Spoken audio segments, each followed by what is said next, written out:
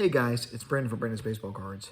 I have a really awesome mail day to show you today. I have 3 rack packs that Baseball Card Exchange authenticated. This might be the best Baseball Card Exchange authentication order I've ever had in regards to just the coolness of the items. And there's 2 really cool vintage packs and also something a little bit different.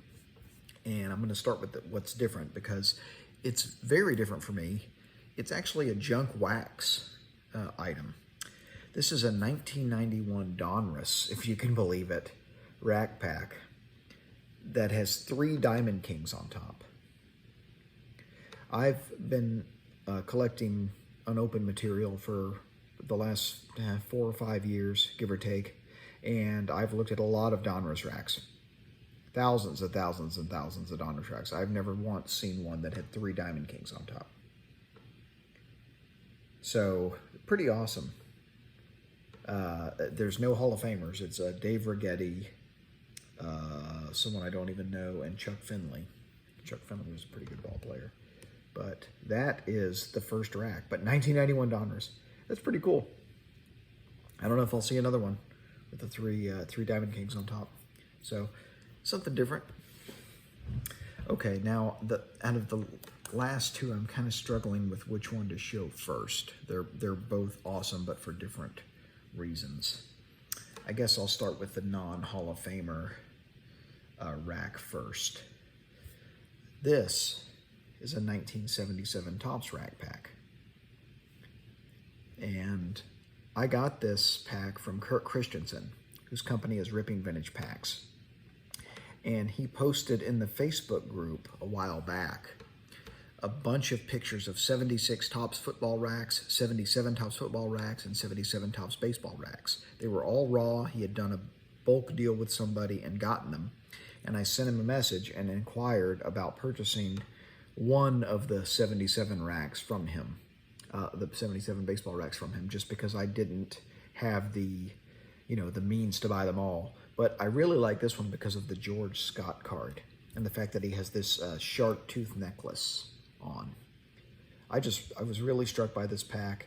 You can't beat 77 Topps. This is one of the rarer racks of the 70s, of the mid 70s at least. I think 77s are harder to find than 75s. They're kind of unicorns when they pop up. You kind of snatch them. And so Kurt actually sold me this one, and then he sold the rest to a single dealer. And so he was willing to put one aside for me. It would help to show the back of that too. But 77 Topps rack. Check out that bad boy. Just beautiful. Just a beautiful pack.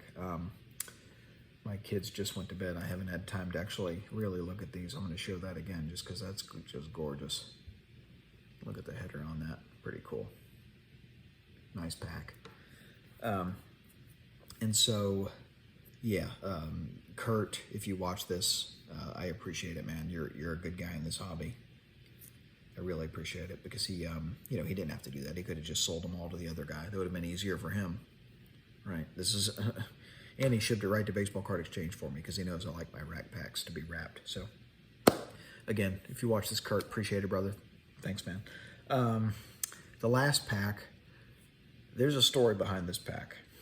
And this is an awesome one. 1978, Tom Terrific on top. Just a beautiful dead-centered Tom Seaver right there. Header is pretty clean. Look at that pack. And as a sweetener, on the back, it's hard to show with the colors, but on the back in the middle cell is Dick Williams, who's a Hall of Fame manager. So, a dual Hall of Famer 78 rack. Pretty sweet. And what makes this so cool is that I got this in a bulk buy on eBay. A seller had a lot of junk wax listed, and he had a very obscure title. It was like 1990s Fleer and Donruss racks. Okay. I'll show the picture of the eBay lot at the end, a picture so you could see the Seaver was just sitting in the bottom of one of the picks. He had a whole bunch of junk. He had a few other decent packs in there, but a whole bunch of junk, and this beauty was sitting there. And so I sent the seller an email or a message in eBay, and I just said, okay, I could do this as a buy it now, and I gave him my price, and he said, sure, that sounds fair. I felt a little bit guilty afterwards because I got this for a absolutely fantastic deal. After I sold off everything else in the lot, I got this for just a really, really, really good price.